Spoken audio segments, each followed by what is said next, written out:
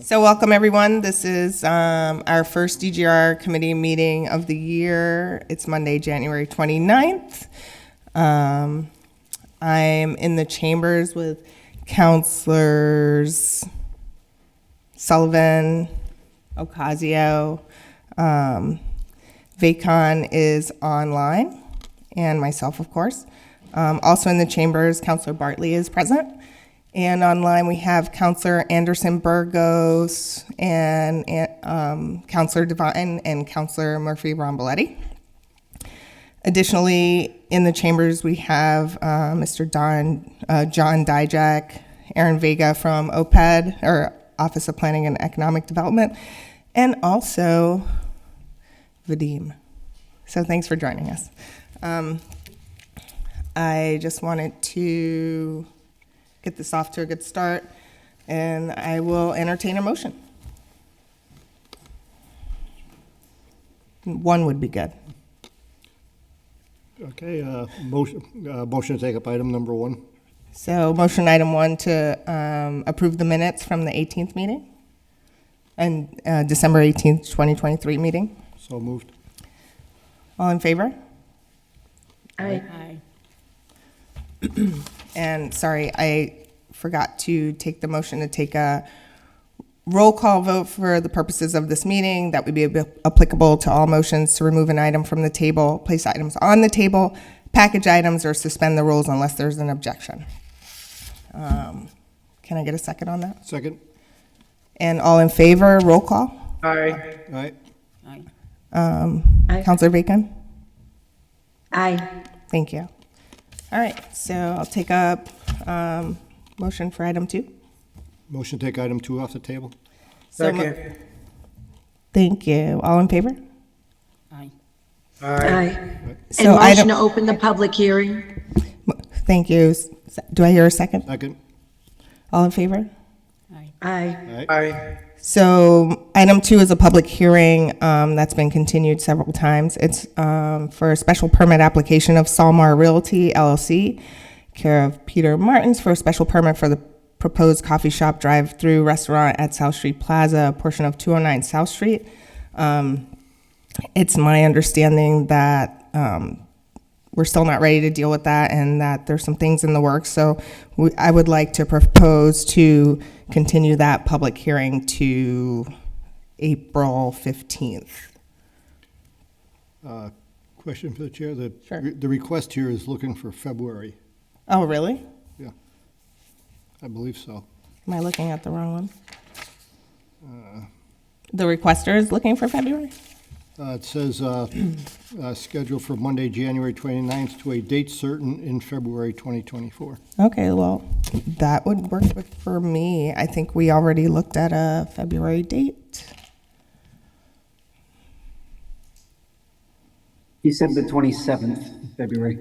Okay, does that work for the requester?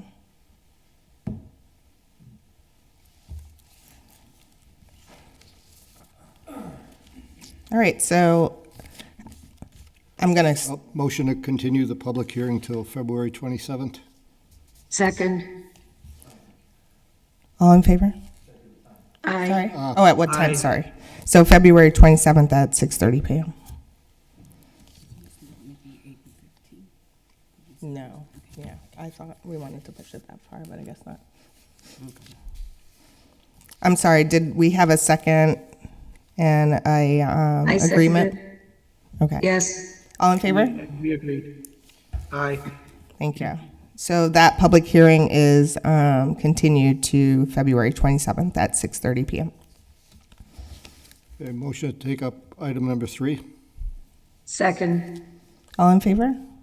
Aye. Aye. Aye. So item 3, order that the city council approve the resolution for the Certified Housing Development Incentive Program project, including a local tax increment exemption agreement with Wrights Block LLC for redevelopment of 106 to 120 High Street into downtown market rate housing. Councilor Murphy-ROMBOLETTI is present, so as the maker, would you like to open? Sure, thank you, Madam Chair. This order was filed by myself at the request of staff in the Office of Planning and Economic Development. And so I'll eventually just turn it over to them. But this is our first HDIP, also known as the Housing Development Incentive Program. This is our first HDIP in a while. So I'm excited to hear more about the project and just, help support moving this forward. So with that, for me, I would defer to the Planning and Economic Development staff that's present in council chambers today. Thank you. Thank you, Counselor. Well then, handing it over. Thanks. Good evening, Madam Chair, members of the council, members of the committee. Good evening, and those online. Thank you for taking this order up. This has been an order kind of a long time in the making, both as we worked with Vadim and Bill and his team over at the Urban Properties Development LLC. I'm probably getting the name wrong, and then, of course, we were waiting for the state to act on the HDIP and refund it. So to Council President Murphy-ROMBOLETTI's comments, there's been 2 approved HDIP projects in the city. One has come to fruition, the Qubit. The other one is the approved project, both from this body and the state, for Tony Whitman at the Hotel Jess, but he was caught in the unfunded HDIP process, so he is still in the queue. So what is HDIP and what are we asking for tonight? So a tie agreement is basically the housing version of a TIF. What is a TIF? So a TIF is a special tax assessment. Now, it's not an STA because that's a separate program. But so what this is basically is one of the only tools in the toolbox that we have to support development in the city. And it's a way for the city to utilize its taxes or the taxes that will be due on a property to help that property come to fruition, help the developer get that project over the finish line. So the easiest way to do this, just real quick, because I know there are some new counselors, and just for the public, in case they're listening. So this property has an assessed value and has a tax bill.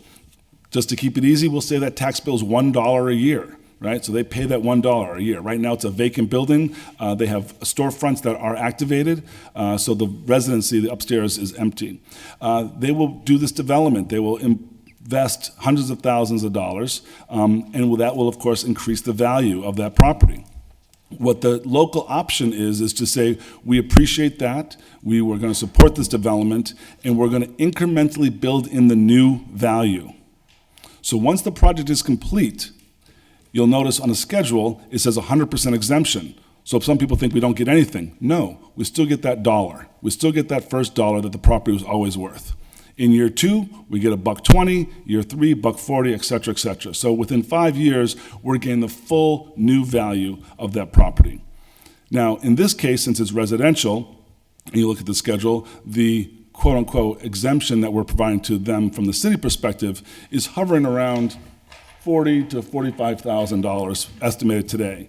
So not a very huge investment from the city perspective when you talk about putting housing together. The real benefit is from the state. So all these programs, if it's a TIF, a tie, or an STA, the real benefit is the state investment, the state tax credits. Those can be upwards of $1 million or more on these projects. So without these tax agreements and these tax incentives, many projects don't get to the finish line. And so the HDIP is the only program out there for market rate housing that the state has. And so the way to start the process is for an approved tie agreement, which you have before you today. As was mentioned, the Qubit utilized this, as did the Hotel Jess has approved one as well. The last 2 things I'll say is that this, now that it is funded, we are working with another developer in the city. We're a very large housing development project, so we probably will be with you before you again in the very near future, because now that the HDIP program is funded, we will be able to apply to that. These developers will be able to apply to that program. And then, of course, John Dijek from my office has been doing this work for quite a long time, understands the program. We've also been going to the recent webinars to understand some of the new regulations and new guidance around this. And so we are here today to hopefully get this approved for this committee and present to the full city council.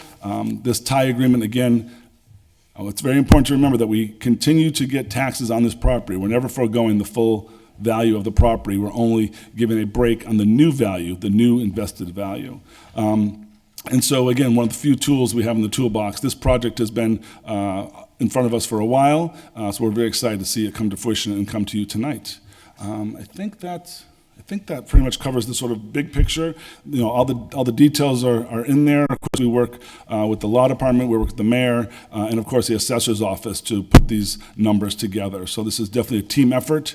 And then the last thing I'll say, this is very much in line with our focus both from HRA, from Mass Development TDI Fellow, and my office in general has been looking at High Street and how do we repopulate the other upper floors. One of the challenges that we have, obviously, is we have a lot of the storefronts, not all of them, but many of them occupied, but the empty upstairs is really critical to having a vibrant downtown. So projects like this, and hopefully a few others in the next year or so, will start to bring residency options back to High Street. Yeah. And Councilor, if I could add, Chair. Good evening, councilors. John Dijek from the OPED office. Aaron covered it tremendously. I just wanted to mention what the council, the tie agreement is really the key document. We provided quite a bit of information for this project, but really the tie agreement that was in the packet is what this is the contractual obligation between the city and the developer, which we would ask that consideration to be approved. But lots of information. The team who's doing the Wrights Block, I should mention that they're not only doing this building, but they're working on other properties around the north end of High Street. There was a one slide in the packet that showed the other projects they're involved in. And it should also be mentioned that they were supported from the Community Preservation Act funding, both the CPAC and the City Council approved a $250,000 funding for historic preservation. The specifics on the projects, Vadim Tilchinsky is here, and Bill Wolmadorf are, I believe, online, and they can provide all the details. But it's a tremendous reuse of this building. Some folks might remember that one of the last well-known uses was the former Warnick Furniture Building at the end of High Street, and over the years, maybe the last 20 years, it's been a variety of uses that really haven't improved the property as much. This team has come in and already improved the ground floor, and there's some new businesses locating in there. So the ground floor would remain commercial, it would be upper floor residential. So lots of details, and if there's questions tonight or after the meeting, you know, myself and Aaron and the proponents, I'm sure, are willing to provide anything you need. Thanks, gentlemen. I have just a quick clarification for myself, since I don't really, I was just curious about you mentioned a break on the new value.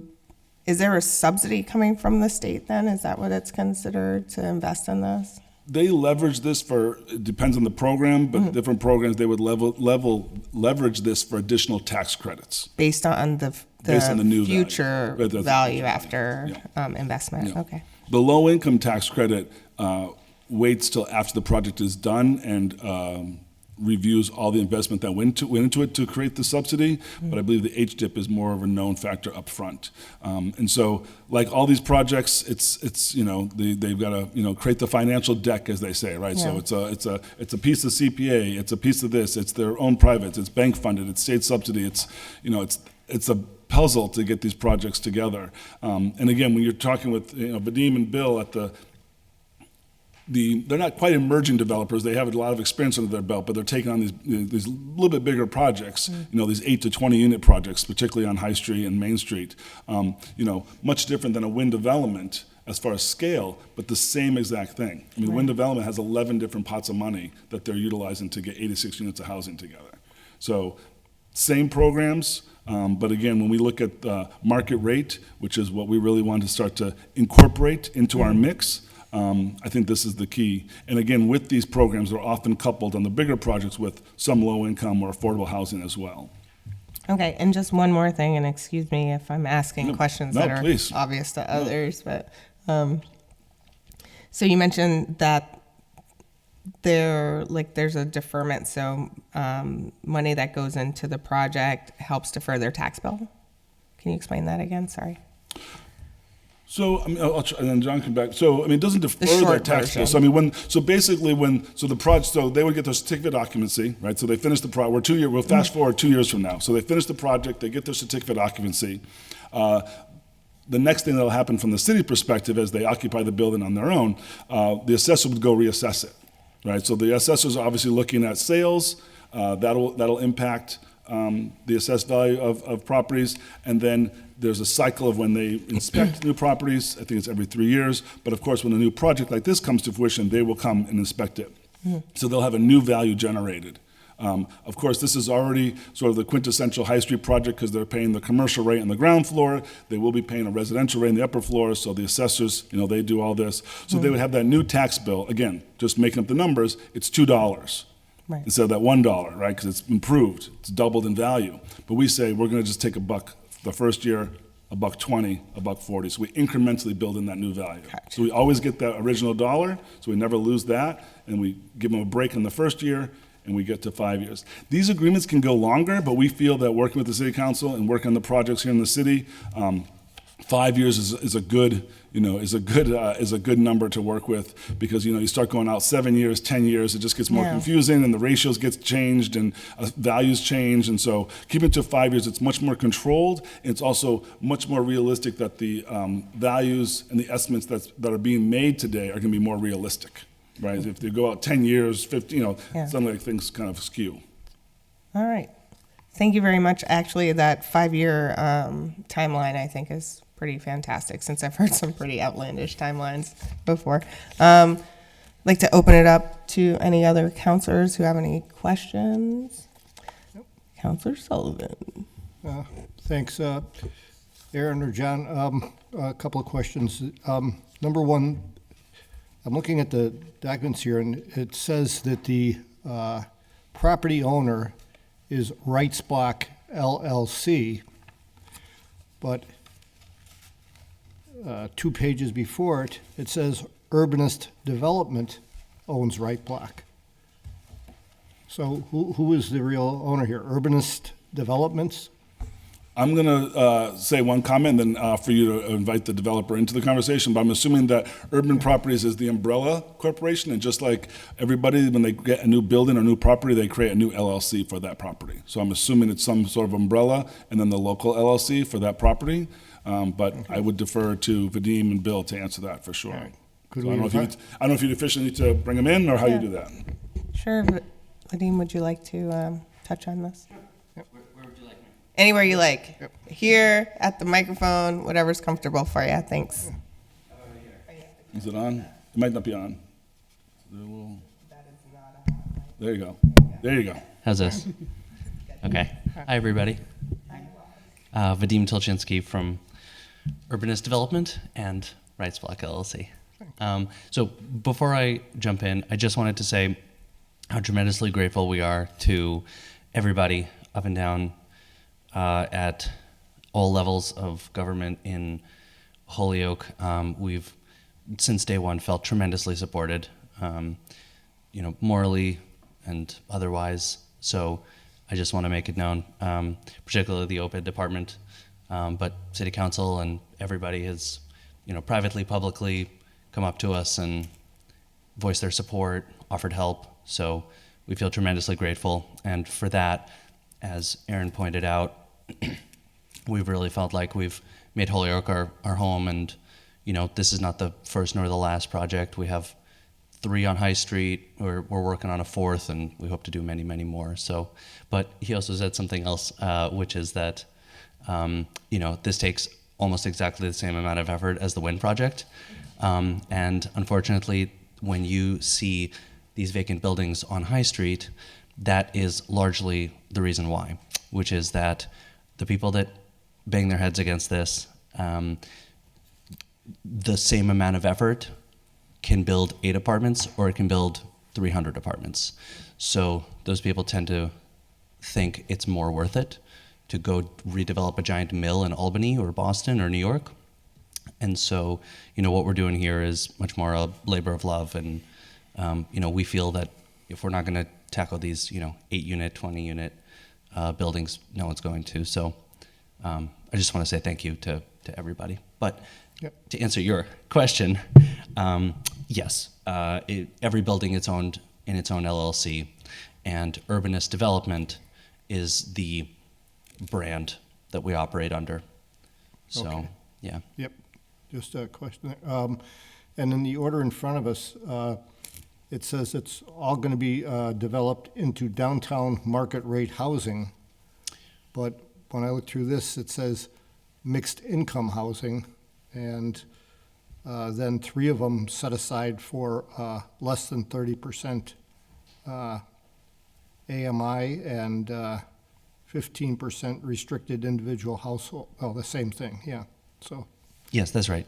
So, as Aaron astutely pointed out, this is a large puzzle piece, and this is the way to get these done is that this building is going to cost, just to use round numbers, about $8 million to build, and then when it's all finished, it's going to be worth about $1.5 million to $2 million at most.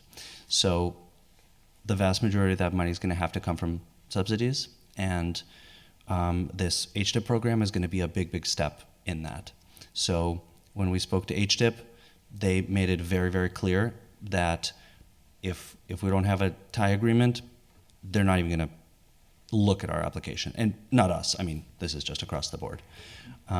So when we're doing this, and the credit for being the master for putting these puzzle pieces together goes to my partner, Bill Wommeldorf, who's hopefully listening on. We have made it such that I believe 16 out of the 19 units are market rate, as HDIP demands 80% or over be market rate. And then the remaining 3 are going to be, forgive me, I forget the acronym for it, but it's it's hyper low income housing, particularly for the mentally handicapped. So that comes with its own pot of money. It's not huge, but every little bit counts. okay, and in your plans going forward here is, I mean, this is fantastic for developing this side of, this end of High Street, but what kind of heat are you planning on putting in this building? What kind of heat? Given our gas moratorium and power restrictions down there? Yes, we're very aware of the gas moratorium. Yeah, we've gone back and forth on that. So, we've decided to give up gas altogether, and we put in at our own expense a transformer, which is going to allow us to power the entire building with electricity. And so we're going to do electric mini splits up and down through the building, which is going to provide both heating and cooling.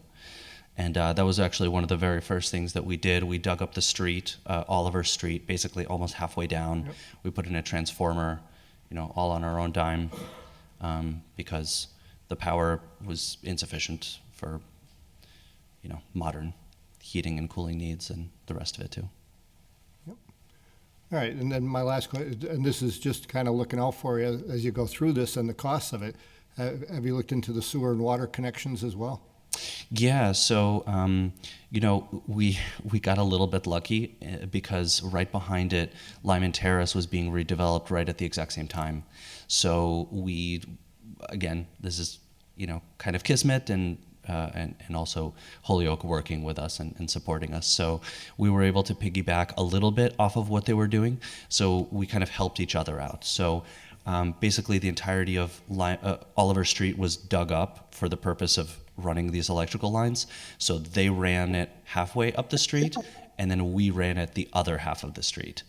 Likewise with the sewer, they redid the alley immediately behind this development. And in so doing, they completely redid the sewer line that was behind there. So we were able to save a little bit of money that way. So I believe the sewer connections are already in, if I'm not mistaken, and some of the water mains coming in have also been redone because we put a new sprinkler system into the building. But yeah, so I believe that as far as the big ticket items for infrastructure, we've actually done a lot of those already. No, it sounds that way. I just want to make sure you haven't found any of the hidden landmines that exist in some of these We've stepped on every one. projects. Yeah, okay. Okay, those were my questions. Thanks. Thanks, Councilor Sullivan. I just wanted to mention that Councilor Rivera is also online. Does anyone else have any questions or comments? Councilor Bartley? Yeah, good evening. Thanks for being here. My first question is, so you mentioned there's a lot of rehab money. Do you have a proof of funds that you present? I don't see a proof of funds anywhere in here. So what's... We've already put in our portion of the money into the building. So the proof of funds is the building itself. So we've already spent, I don't have the exact numbers in front of me, but it's a solid amount, somewhere south of $1 million into the building to put in 4 storefronts. One of them was already an existing church, and then we built out 3 new storefronts as well as all the infrastructure that I talked about previously. Okay, so you've invested private funds of close to $1 million, and you said the project's going to come in at about $8 million. And so that tells me that the gap is all going to be public monies? So it's going to be a combination of largely state and federal subsidies, and then bank money as well. What's the bank money? What does that mean? You're A loan. You're going to get a loan? Mm-hmm. A private loan? Right. Okay. So what do you think you're going to need for state and federal subsidies from the $7 million? What do you think you're going to need for the private loan? I apologize. I don't have the numbers directly in front of me. Is Bill available? Bill's your number guy.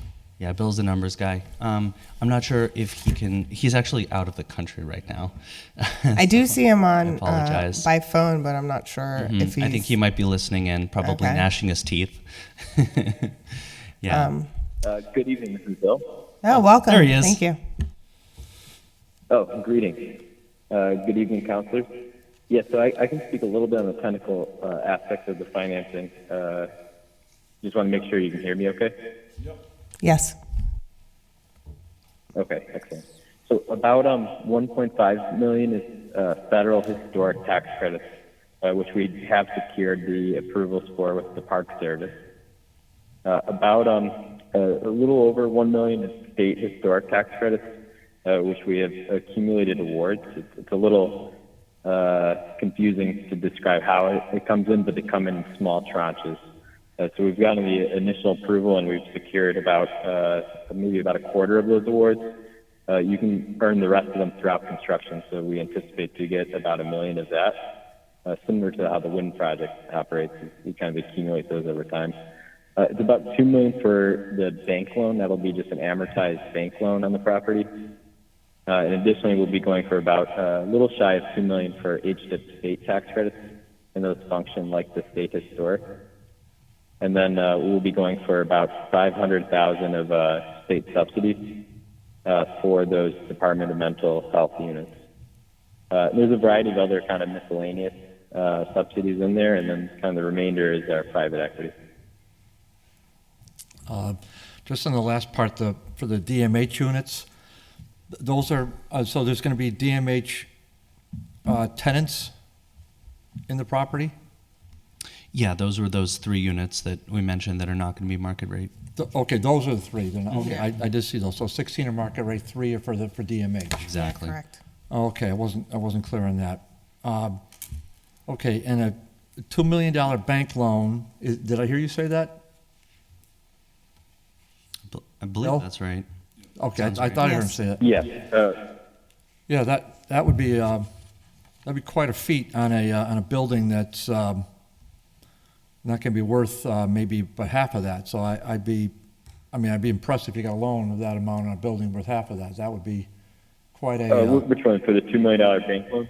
yes. Yeah, so I think the name may have misspoke. I think the building's going to be worth about maybe $2.5 million. I think the residential component, may be a little shy of that, but having the storefronts as well supports that revenue. Yeah, that sounds a little more realistic, and your partner here, he already says he's not a numbers guy. He's more the vision guy, so I appreciate that. I really do. And you've been here before, and I remember you sitting right there. So on another issue, that was a lot of fun. I'm the looks, he's the brains.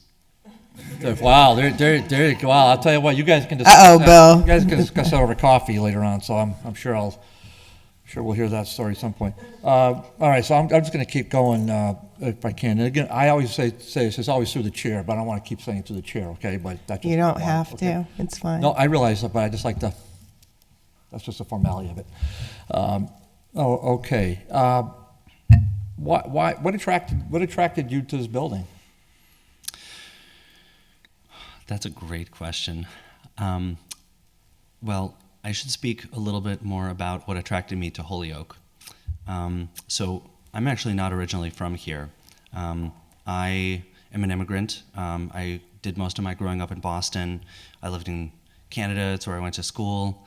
I've gone to grad school in New York. So I've lived around, and I stumbled onto Holyoke completely by accident about 15 years ago or so. And I couldn't explain it. I just kind of fell in love with it. I found the canals, and it struck me as kind of a place like nothing I'd ever seen before.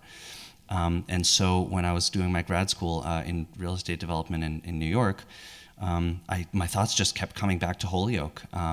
And so I started to look at everything I was learning through the eyes of, well, okay, they're teaching me how to build a skyscraper or how to build a shopping mall or whatever it is, but what would it look like in Holyoke? And so I kept coming back to that, and a couple years afterwards, I started to come around to look more and more at the city and this incredible infrastructure of the canals and these beautiful old buildings and the history of it. And I really felt like it drew me because I felt like I could make a difference here. And when I came up here, finally, I moved up here in 2016 after having already purchased a couple of buildings in the city. Everybody was so friendly to me in a way that I hadn't encountered, particularly in the large cities that I've been to. Aaron was incredibly welcoming. Other building owners, Brendan Sieco at the time, the mayor at the time, everybody welcomed me with open arms. So when I made the decision to move up here, I had initially looked at trying to rebuild some of the mill buildings on the canals. That was sort of my first love. And what I found was that I was just underprepared, and it takes such an immensity of effort to turn one of those around that I was absolutely drowning. So when I met my two partners, Bill and Alec, they were doing real estate in the area, but they both have a love of walkable, dense urbanism like I do. And we just really bonded over Holyoke's downtown. So when we would meet up here, we would walk around and say, well, why isn't this, bustling with people? And we started to think about it and really to put pen to paper, and we sat around and thought, well, we could do something here. There were a lot of people working on it from the city's point of view. There were a lot of people working on it from the nonprofit side of it, but not a lot of people working on it from the private market, for reasons I'd explained earlier, which is that it takes the same amount of effort to do something much larger. So we thought we could step into those roles. So we started with a much smaller project, which was 324 High Street, which we call the Guyot Building.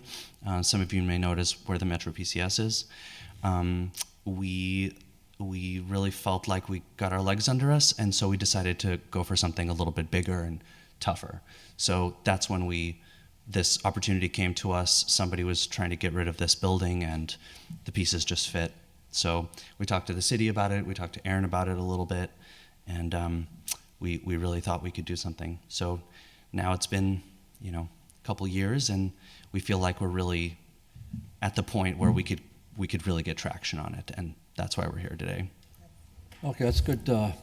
That's good background. So I did see that it's the LLC that owns the bricks, right?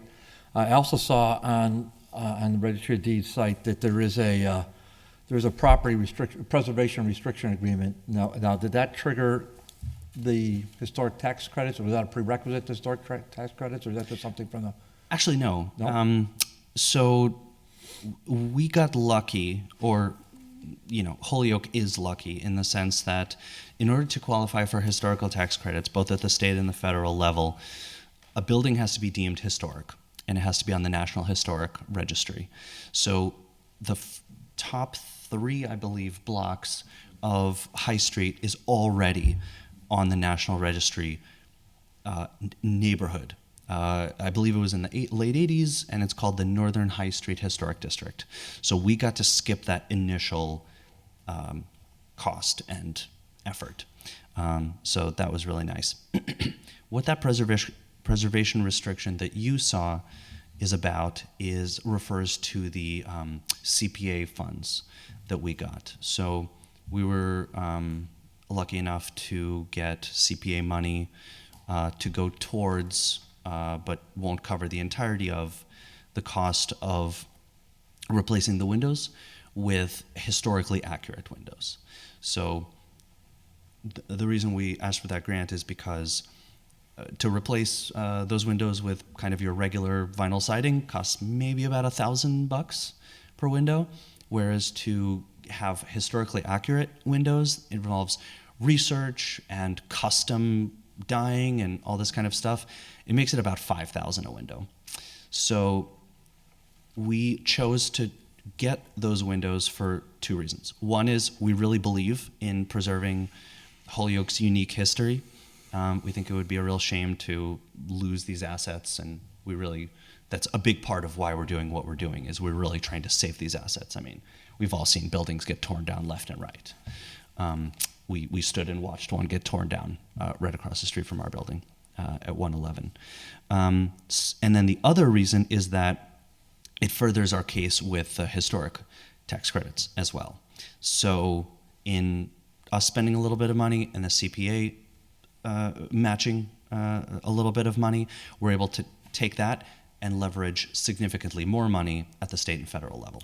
Yeah, and I can see that by your due diligence and the way that the partnership has been addressing this tonight, that you're very serious, and so that helps me, gives me a lot of confidence to support this. I know that OPED is on, and they do their due diligence, but I'd just like to ask a couple extra questions. Of course. Just so I can understand. And sometimes I know the answers to the question before I ask them, but I just want to get it out to the public a little bit too. So, in your own words. So, and I think that's also very helpful, hopefully, for the committee and the full city council too. So, and the last thing I'm going to say is that I always anyhow, greatly appreciate and thank you for private investment, because this is really something that's, not only your commitment to the city from your perspective, you've been here long enough though to understand the dynamics of it, but the private investment is sorely lacking. Clearly, this is going to be a lot of public investment too. I'm not ignorant to that. So, but your own private, I've been by your building. I've walked around to the perimeter. Anyhow, I've seen some of the electrical panels, and I was there on Oliver Street when you're digging it up. I used to work across the street or more or less diagonal up the street at 195 High for 9 years. I was practicing there. So, I am somewhat familiar with the property, and I like the combination too with the residential aspect. Now you've got the commercial unit, seems to be, hopefully they're going to go okay. I'm sure there's going to be some other concerns and asks. And then the final thing is it would be interesting. I know 111 came down. I was involved with that, and I won't even talk about the Monte Del Rosa Church, which was a totally awful act that could have been prevented by the city council. But we didn't have enough of us didn't have a strong enough backbone to stop it, but so that building's gone now forever, and it just sits there as a big, huge, empty rectangle.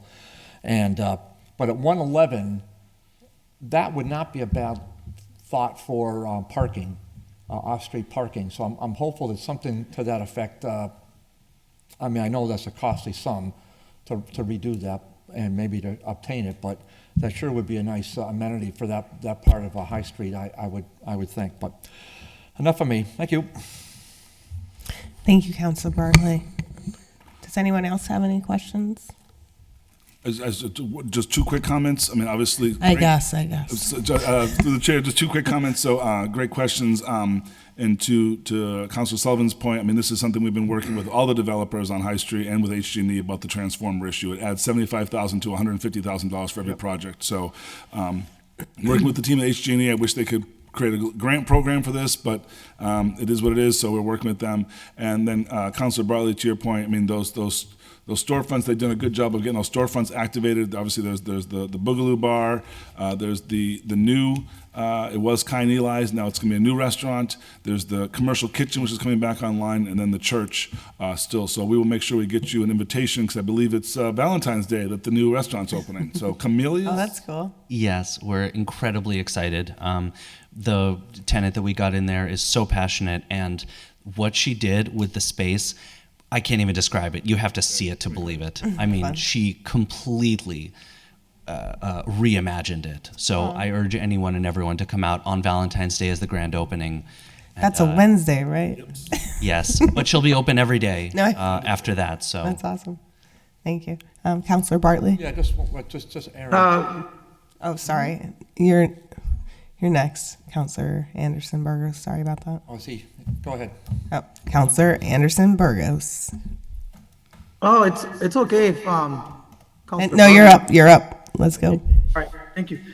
So yeah, I had the great pleasure of walking that new business, and I must admit I'm very, very, very impressed. Her style reminded me of a shop I visited in San Juan, Puerto Rico. It's going to be beautiful. I can't wait for people to visit it. I was also impressed. And Valentine's Day, I'll be there. Thanks. You too? No. Thank you, Councilor Anderson Burgos. Councilor Bartley? Just, Aaron, since you brought it up, where are we, and this has nothing to do with his property per se, but where are we with the liquor licenses that Danny helped get? We had John Syback in here. We had, Danny helped get those from the state. So we had 10 or 11 of them. I was state rep. Yeah, we got those. Yes, two of them are in use. You're definitely state rep, but I know that John Syback was in here as well. Absolutely, yeah. He was the chair of municipalities. Absolutely, so it was great to work with them. Good old John. He's in Florida of all places. Two are in use. Precio Columbio and Fame both have the Center City Liquor License Program. This is just real quick what Councilor Bartley is referring to, is that often municipalities go one at a time at the state level to petition to get an extra liquor license, because most cities are above their quota. We're above our quota. We worked with the legislature and with this body at the time and others. We got designated 13 liquor licenses for the downtown area. I think one or two might be off premises, but they're all focused on restaurants. We've already talked to Camellia about this. It's in her year 2 plan. They're $10,000, and we pay the first year of renewal, so it's $9,000. The big catch, of course, is that license does not belong to that business. So if they close, it comes back to the city. So right now, when we lose a liquor license at large, if you will, those are gone because we're over quota. We don't get them back. So we have them, and in fact, I'm glad you brought it up, because we're going to be in front of you next month to amend the home rule petition, because we'd like to expand the High Street designation of where it is. So just same program, just expanding the boundaries, because of, again, that was 10 years ago, and so different things have happened. So the High Street designation is very limited, so we were just trying to expand it out a little bit on High Street. So, yeah, and this is, and the reason I asked is because we brought up the restaurants. So Yep. And I didn't get her name. Could you say it again? So the proprietor's name is Christina. Oh, that's But easy. the restaurant's name is Camellia's. And in fact, So, And it just- so Camellia might be a perfect fit for something like that. It would, but it can't be right now because it's not in the district. So that's exactly why. So again, 10 years ago, that end of High Street was the wild, wild west, I would say. So this is exactly why. So that end of High Street is not included in the High Street district. So that's why we want an easy one. You can file that under my name or anybody. So we're just kind of just expanding the district on High Street. Well, so that's and that was some good work that we did. Yeah, it was great. And I don't think everybody has that either. No, we were, yep. But the catch was you can't be a gin mill, right? You can't be a gin mill. You have to have gin mill. You have to have food. You have to have some form of table service. You have table service. You have to have table service. So it can be like Fame, where you go and order, but it has to be brought to you. And then, so yes, they have to have a restaurant. And then again, the Colombian restaurant is the other one that has, we had two others have been interested. They just haven't made it work. La Isla is talking to us about it as well. Because there's just not any liquor licenses available on the open market right now. And so if they are, they're like $50,000 to $70,000. There's a few that are out there. But again, if they're not renewed every year, they go away. So they disappear. Yeah, so Alexandria in my office, has been doing yeoman's work, over the last 4 months to do the renewal process. 4 letters go out to everybody. I mean, we really try to get people in to do the process. But to your point, yes, it's a great program. We were definitely innovative. The city, Holyoke, the city council at the time, it definitely took them a while to understand it at the state level, but we're like, we're not going to come back. This is a redevelopment plan.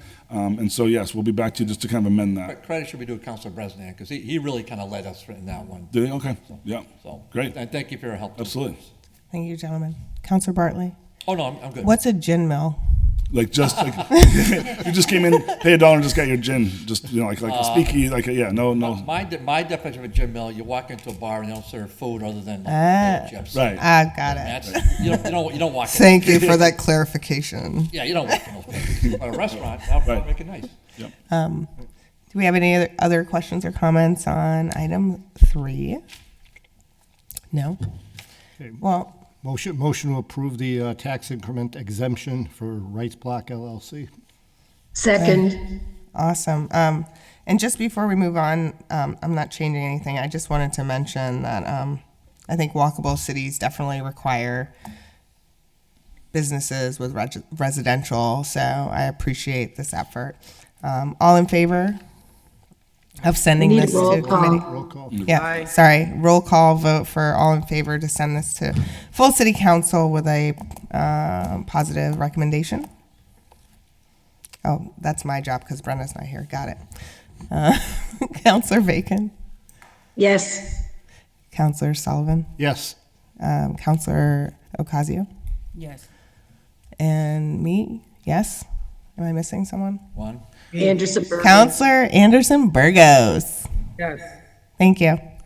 So that passes fully. Congratulations. Thanks. Thank you, everybody. It'll go before the We'll full. see what happens. Looks good. Thanks, guys. Have a nice night. Are you two staying for the other ones? Oh, yeah. Are you staying for anything else? You're not leaving yet, are you? I don't think so. Uh-oh. I was told these were the law department. I'd like to entertain a motion. Oh, okay. Motion to take up Why not? item number 4. Okay, I thought you Do I hear a second? All in favor? Aye. Aye. Item 4, order that the Honorable City Council, in accordance with M.G.L. Chapter 30B and the Holyoke Code of Ordinances, procurement ordinance, declare 432 Hillside Ave as surplus property available for disposition. The property was acquired via judgment in tax lien foreclosure 2023. It's approximately 0.17 acre lot with a single family home constructed zone R1A and has an assessed value of $175,600. Madam Chair, why don't you consider taking Sure. 5 taking 5 as a package, because these two go together. Okay, on that motion, all in favor? Right? So we're going Aye. to take those 4 and 5 up as a package. 5 is also introduced by Counselor Bartley, ordered that in accordance with M.G.L. Chapter 30B and the Code of Ordinances, declare 37 Brown Avenue as surplus property available for disposition. The property was acquired by via judgment and tax lien foreclosure in 2022. It's an approximately 14-acre lot with single-family home constructed zone R2 and has an assessed value of $219,900. Counselor Bartley. You want me, is Mike here? Attorney Bissonnette is online. Sorry, I didn't recognize you earlier. Welcome. Just through the chair. Mike, do you want to sort of start off and then I'll add 2 cents? Or do you want me to start off? Well, Counselor, these are yours. These have been, since I joined the law department, at the top of your agenda. So this is really your success in pushing these forward to get them surplus and through the land court. So the city now has title to them, and I'll let you explain the rest because these are your babies for sure. Okay, Right. well. Counselor Bartley. Okay, well, Mike's kind of being. Thank you. Humble. Counselor Bartley. Mike's being humble here, but that's okay. No, great job by the law department, and you can't forget the Board of Health and the Building Commission. I appreciate all their good work, and we certainly want to recognize all of them. So what's happening here, as Attorney Bissonnette mentioned, is that these are 2 properties that are been off the tax roll for more than a minute. They've had various issues, but the city went ahead, and that took a little time, but the city went ahead and obtained tax lien judgments from the Massachusetts Land Court, which, by the way, is not a simple or slow process, but it did finally happen. And so here we have a chance in City Council, and we're going to have some other properties too coming up. Here we have a chance in City Council to start moving properties off of our balance sheet, which earn 0, provide no housing, do nothing, and now we're going to get them back, hopefully, into the private sector. So the first part of the process is to do what I hope we're going to do tonight, recommend to the full City Council that we declare these surplus properties, and that the full City Council will need to take a vote by a 2/3 majority. And once we declare them surplus properties, nothing else happens until we get a marketing plan put together by OPED and whomever else to get these, whether it's done by RFP or whether it's done by a tax title auction, which I hope is not the latter, I hope it's the former, and we figure out who's going to come in here. So since these 2 properties are, I mean, they're in Elmwood, but they're not really close to each other. I mean, you can't really walk from one to the other without, packing a lunch. So really, it's a case where, however OPED wants to market it, they will. And then the goal is these are 2 strong neighborhoods on High Street. High Street is just a great neighborhood, and Brown Avenue's got a lot going for it as well. So the goal would be, of course, to get these turned around, get them in the hands of either, most likely what's going to happen is probably a developer come in, fix them up, and then sell them into a private market. So developers should be able to make a handsome profit, and once they do, the Debbie will come in, reassess them, and the city's tax base will grow, and to those who are concerned about this stuff, which is hopefully all of us, they'll provide housing, which is and private sector housing. My one small, tiny fear is that because there's not much we can do because we're not getting a lot of cooperation from the state. My one small fear on this is that they'll be purchased by another nonprofit, and they'll be taken kept off the tax rolls. But then again, the mayor, I think, and that was a lot of my pushing, but I think others too are doing some work. Mike was certainly involved with it too, trying to get some of these nonprofits and some of these other entities to pay their fair share of taxes by way of a pilot. But that's for down the road. Let's get these houses into private sector hands, and let's get them done. And the way we do that is by taking a vote, starting the process, taking a vote tonight. So if there's any questions about these, ask away. But everybody, like I said, the law department, the building department, the Board of Health under Sean, really did a lot of work, because you had people in these properties, and it's never a simple thing to remove people with a lot of issues, mental health issues, including to get them to vacate. That is not simple. And I'm sure you've heard Councilor McGivern, that's part of what he had to do as in his job, go into units and deal with people with some mental challenges and some drug challenges and talk them out. And so it takes a lot. So everybody deserves a bow from me, and I give a bow. And so everybody else, and so we'll just do our thing in City Council, and let's see if OPA can run with it. Okay, and Mike, did I get it all? You certainly did, Counselor. I just want to take a minute to acknowledge the work of the Treasurer and Collector's Office here. As you know, and as most of the viewers would know, the City of Holyoke has gone through a number of treasurers in recent years, and that has caused a severe backlog in the issuance of notices of tax title takings, as well as creating a backlog in the land court. Certainly, the pandemic shutdowns did not help that cause. So when Solicitor Ball began to reorganize the law department and Treasurer Casey came in, there was quite a backlog. And so we began to whittle that down. These are two of the first that you're seeing, and I'm sure you'll be seeing more. And we're working hand in glove with OPED and others to try to get these properties off of the code enforcement list and on the for sale list. This will be a step in the right direction tonight, so thank you very much. Thank you, Attorney Bissonnette. We're going to recognize Councilor Rivera and then Councilor Sullivan. Councilor Rivera. Thank you. So for me, I think for the sake of clarity and for the people, I too ask questions that I probably already know the answers to, but just to make sure that the people know, right? So is there a place that we could find where a lot of these properties are, like a list that is kept? And if they are, would it be on the website or whatnot, right? And then the other piece is, are these properties going to a receivership or like a private developer? Because those kind of sound like two different things at the same time, but they could be synonymous too. So I think that's one of the other questions, right? And then when they're coming off, like, are we selling the properties to the private developer, or are we just giving it to them?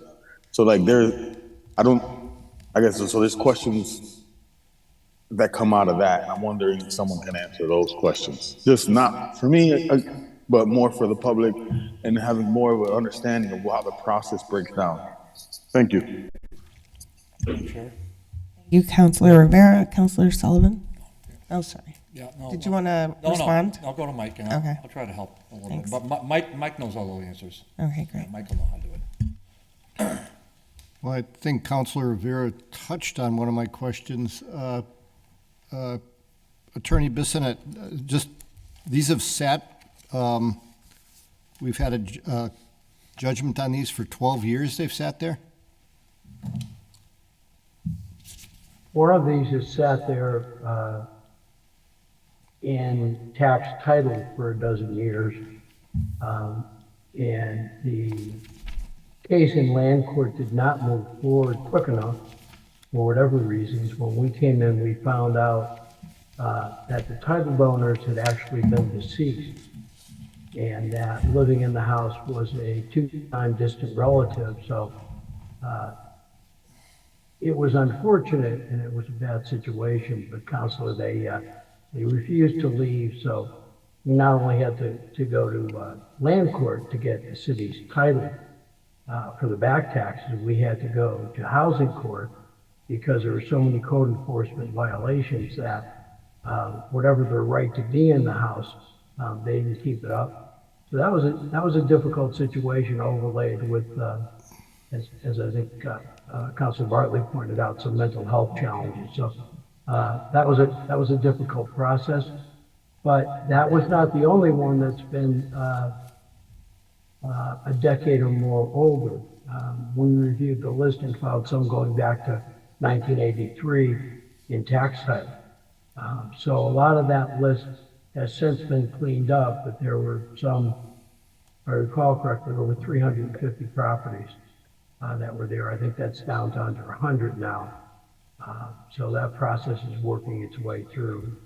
They've either been cleared by title or paid in full, or else they've already been resolved in land. Okay. And just bear with me because I haven't done this in a couple of years now. When we declare them surplus tonight, that's one thing. When these properties sell, there's a caveat, the back taxes will be paid. They won't be paid, will they? No, there wouldn't be any back taxes on this. The back taxes are now wiped out by the judgment of the land court, vesting title in the city of Holyoke, excuse me, 14th slip, I guess. The reality is you get payment on the taxes. What you do is you get to keep, in this case, all of whatever the bids are, because both of these properties have taxes owed that are in excess of the market value. So this wouldn't be one of those cases where the city auctions something off, gets more than what it's owed. Both of these owe more than what we're likely to get. Oh, I get that. And so last question. So the monies owed, though, are still carried on the city's balance sheet?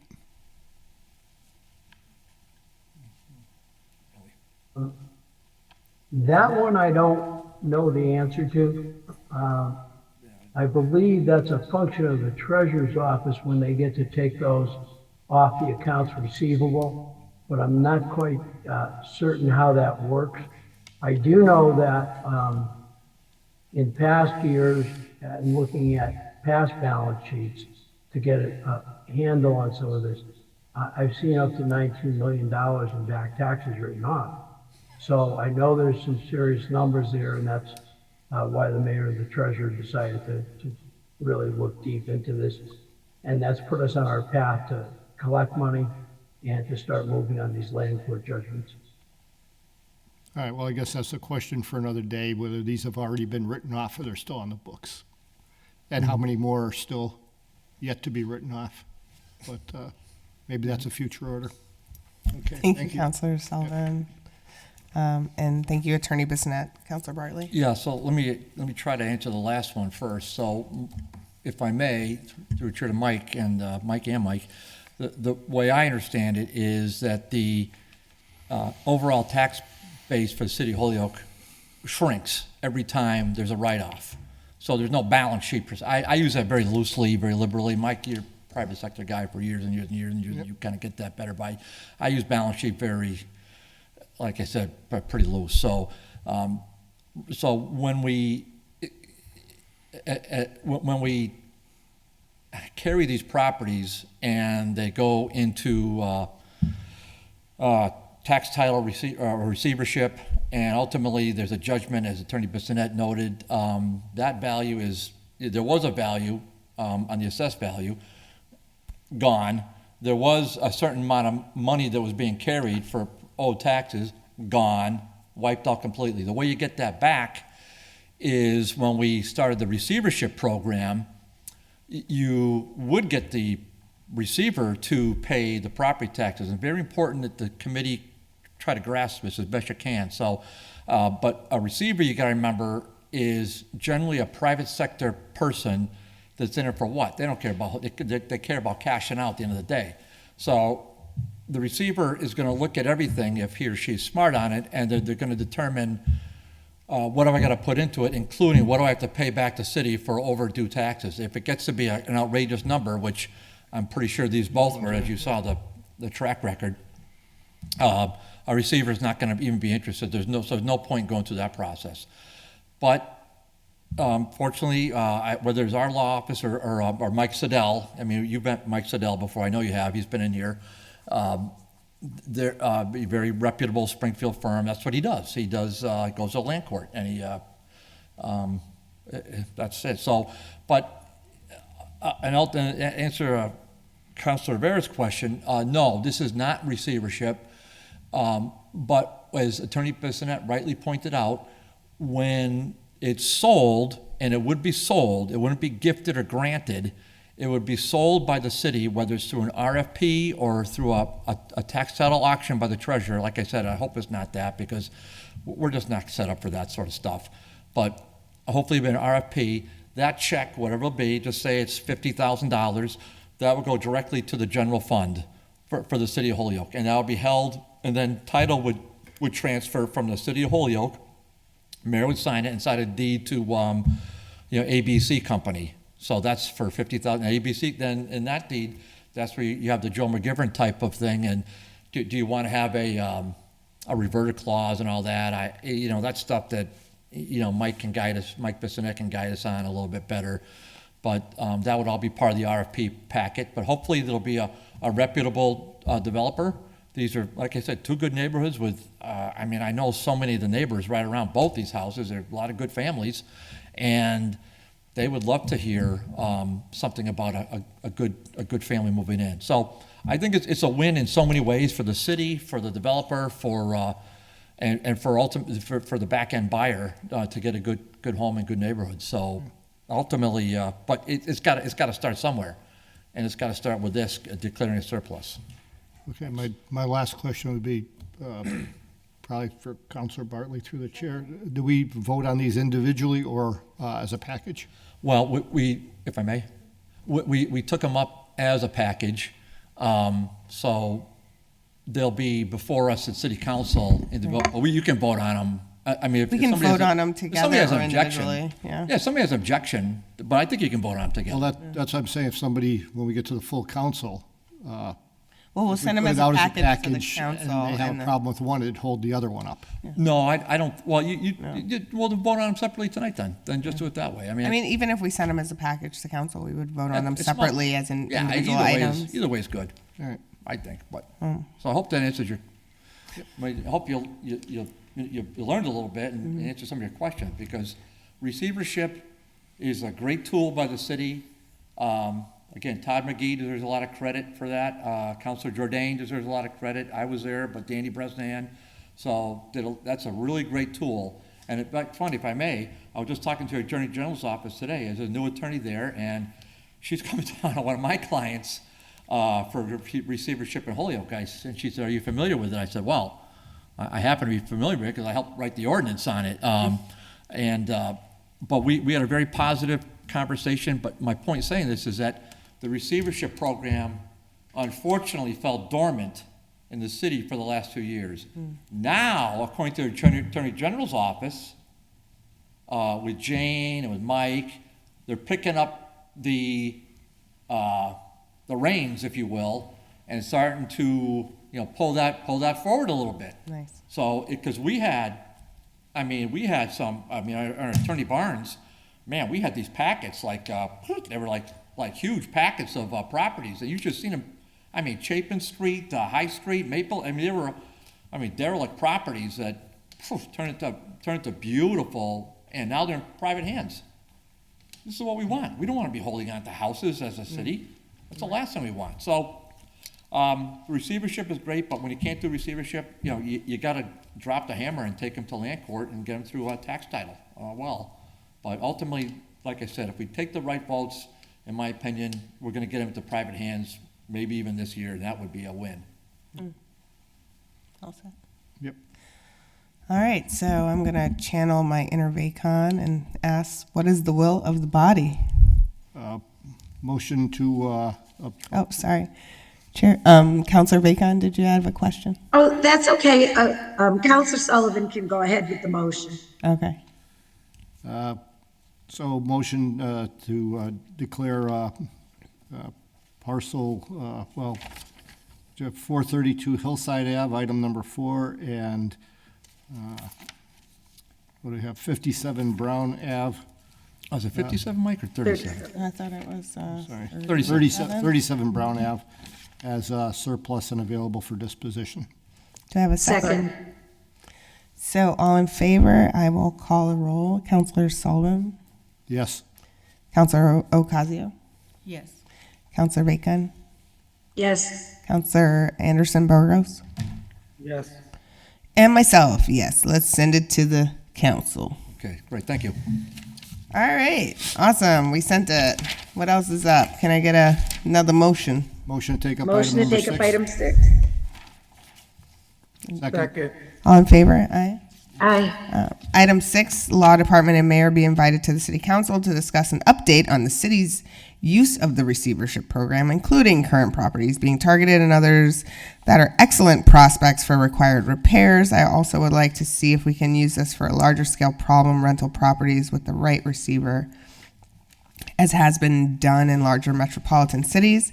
I also would like to start an initiative, as has been used in large urban settings, where we've required landlord training programs when appropriate, as well as the model like Kansas City's Bad Apple program for repeat offenders. The Law Department and Mayor will be encouraged to look at what resources we need to go bold on the problem properties and develop a plan with us. This was introduced by Councilor Jordan.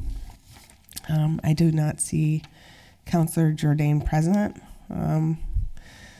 Would anyone like to speak on this order? Well, I will. Sure, Councilor Bartley. I didn't. Yeah, I think in your packets, there's a list on here. What I'll do is maybe I'll just through the chair to Jeff. If Jeff could send one of the packets from the prior law department, just to show you kind of what I referred to in the last order, and that would really kind of work well with this one. Okay. I'm sure Jeff has those. If not, then from Attorney Barnes and all that, they're really neat to look at. Yeah. But if you go down through these properties, you'll see that there's, I mean, how many are on this list? I mean, it's probably 24, and I mean, I can speak directly to 2 of them, because 538 Hampden, 432 Hillside, we just discussed, and 538 Hampden, we're gonna close on that tomorrow. So that'll be in private sector hands as of this time tomorrow, and off the list. So it's gonna be, there's some other positive, but look, look at these addresses. It's everywhere. It's across the city. I mean, it's maybe not on this list, but it's just about every single ward in this city is impacted by derelict properties, state sanitary code issues, and all that. And so the receivership program, what it allows us to do is to take a proactive approach, and then if there's value in it for a private receiver, and there's a list of 50 or 60 of them, and they come in and they'll bid on it, and then there's a lot of receivers that work in Holyoke, like working in Holyoke. So, they're business people, and hopefully this will spur more activity. I kind of like the thought that Councilor Vera mentioned earlier, because we probably could have a little more straightforward, easier to find list by ward and address, streets of where these properties are located, and maybe get them out marketing more. I think that's possibly what he was driving at by his earlier comment, where I can find a list. I don't think one exists other than calling the law department, but the law department is probably overwhelmed, but maybe that's something that they could consider doing, and working with OPED to maybe generate something that might spur more economic activity, such as receivers. But at any rate, I can't really, Madam Chair, I'll finish this way. I can't really speak to where this, I mean, I would like to start an initiative, as has been done in large urban settings. If I was going to give you a recommendation, you could probably say it's been complied with, and then if the maker of the order wants to file anything like for an initiative, he can develop something and perhaps send that to ordinance for a further discussion. That's how I would do it. So that way you can move this out of your jacket and move on with your life. So, but to me, I think this is a good update. I'd certainly like to hear. I just like the reports from the other ones from like Crystal. I just like those reports better. But that's something we can work on over time. So absolutely. So just to put it out there, does anyone here think that Councilor Jordan would like to have talked a little bit about the Kansas City Bad Apple program here? Or you think he would be fine with us just sending this as complied with? I would. I would Yeah. table it just in case, but that's just me. Yeah. I mean, that's my initial reaction, but I mean, I don't know. I mean, is there any pressing, like, does it need to be acted on now? Is it like, do we have an emergency? It doesn't. It doesn't Right. need to be acted on, but I don't know that it's necessary to have this. I mean, if we did, like Councilor Bartley said, if we did implement a program, it would be in another committee anyway, and so.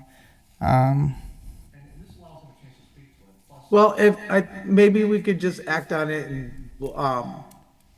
and just if he needs to file another order, he could always file another order, I guess. All right, can I get a motion? Oh, sorry, I see a hand up. Counselor Devine. Yeah, hi. My preference would be to table it till you speak to Counselor Jordan, because there's a lot to this order, and I'm pretty interested in finding it out. If you do, and you certainly can do complied with if you want, but when it speaks to so many different things, I would assume he'd want this tabled to talk about it more, but that's just my opinion. Thank you, Counselor Devine. Counselor Rivera. Yeah, I was gonna say something similar. I was gonna say I would prefer. I mean, I'm not on the committee, but it would make sense for it to be tabled, just so that he could expand on the program that he's talking about and where he's trying to get at with regards to the initiative that he's talking about. I mean, he can also file another order, but we can also table it. Right. But that's up to you guys, though. Whatever you guys want to do. Thank you for Sounds interesting. that insight, Counselor Rivera. Counselor Bacon. Yes, I'd like to make a motion to table. All right. Just before you, sorry, just before you do, I can see where this is going. I would just only say, you look at that order, it's kind of all over the place. So this way, if you send it back to city council, it allows Kevin to maybe have a focus. So you got the updated receivership, that's been complied with, get it out of the jacket, and then let him come up with a specific order relative to Kansas City Bombers. I get it, but the motion has been made and seconded, so I think I'm. You know what? Honestly, I'm sorry, I don't mean to interrupt, but even if we sent it back to city council, from city council, we can make the decision and send it right back to committee anyway. So either way. I mean, my only thing, you talk about long meetings, and long meetings happen because jackets get to be like this because you table No, I everything. get it. I'm just a lowly chair. The motion has been made and seconded. What's going on, y'all? Motion has been made and seconded. Okay, that's it. Any other, nothing? Okay.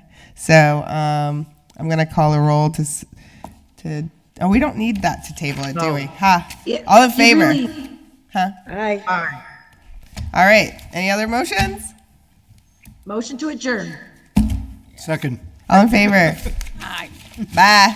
Thanks, y'all. Aye. See, that wasn't so bad.